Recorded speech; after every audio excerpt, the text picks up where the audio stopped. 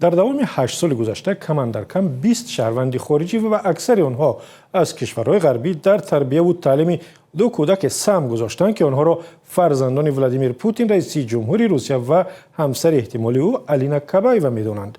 تحقیقات رادیو آزادی همین را آشکار کرد و با همکارم کیومرثیاتو که این پژوهش را برای نشر آماده کرده است پیش از برنامه خبری صحبتی داشتم و نخست از جزئیات پژوهش پرسیدم.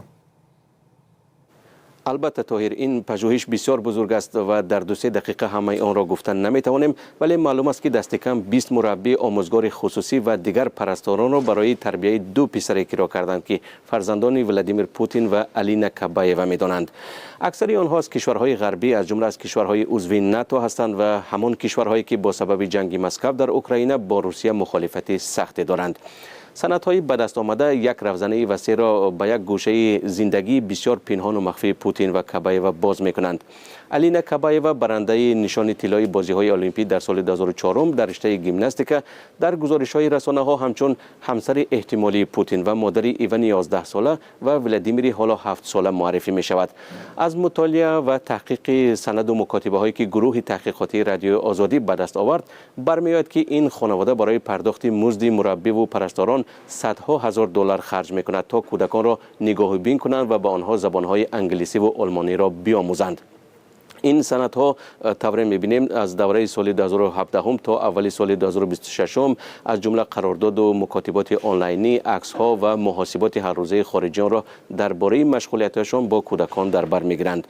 پوتین 73 ساله از همسر سابقش لودمیلا که سال 2014 از او جدا شد دو دختر بزرگ دارد، ولی نه او و نه کابایوا 43 ساله هیچگاه نگفتند که همراه زندگی میکنند و یا فرزندی مشترک دارند. حکومت روسیه نیز سخت میکوشد تا زندگی خصوصی پوتین را از چشم جامعه پنهان و یا دور نگه دارد. با وجود این بنا به مواردی که رادیو آزادی آموخت، یکی از وظیفه‌های اساسی خارجیان کرایه این بود است که با معاشرت دائمی سطح زبان انگلیسی و آلمانی این دو پسر را به سطح اروپایی‌های باسواد برسانند. شماره بیشتر کارمندان از آلمان و پس از آن از آفریقای جنوبی بوده، دیگران از کشورهای چون بریتانیا، زلند نو، استرالیا و ایرلند و بوسنیا و هرزگوینه آمدند. و سوال دیگر از همکارم این بود که شرط و شرایط کار با این کودکان یا حالا نورسان چگونه بوده است؟ کارمندان با چه کار میکردند یا چی میگفتند؟ در قراردادهایی که رادیو آزادی دیده است آمده است که پرستاران حق ندارند به کودکان دیدگاه‌های دینی، سیاسی یا ایدئولوژی خود را بار کنند. آنها حق ندارند به اجازه پیشکی موضوعهای جنسی را بررسی کنند. در قرارداد در بند علاوه تاکید شده است تحت هیچ شرایطی به موضوعهای مربوط به اقلیت‌های جنسی دست نزنید. مکاتبه‌های سال 2022 نشان می‌دهند که به یک مربی زبان انگلیسی و زنی 58 ساله که در کانادا بزرگ شده و شناسنامه‌های ایرلند و بریتانیا را دارد گفتند که او حق ندارد در وقت خالی خود برای خرید به شهر رود یا که از مکان‌های گوناگون عمومی دیدن کند.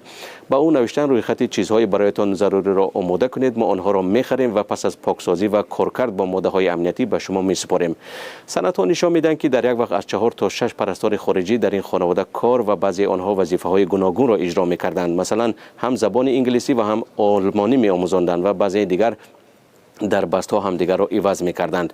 مکاتبه هایی که رادیو آزادی دیده است بعضی جزئیات عادی و روزمره را نیز آشکار می‌کنند، به مانند بحث با یک مربی درباره آنکه آیا او ایوان را پس از رفتن به حاجتخانه در ماه نوامبر سال 2018 به قدر کافی پاک کرده است یا نه. مزد کارمندان خارجی خیلی فرق کرده با گذشت وقت افزایش می‌یافته است. معاش یکی از آنها از 1400 یورو در یک ماه در سال 2019 آغاز شده در بعضی موردها به 7000 یورو در یک ماه می‌رسیده است که این البته 6 برابر زیادتر از معاش میانه ماهانه در روسیه در سال 2025 است. همکارم کیومرثیاتو درباره یک تحقیق راجع به فرزندان احتمالی ولادیمیر پوتین رئیس جمهوری روسیه و الینا کابایوا ورزشکاری روس صحبت می‌کرد. پژوهش کامل را هر وقت که خواستید می‌توانید در وبسایت azadi.org بخوانید.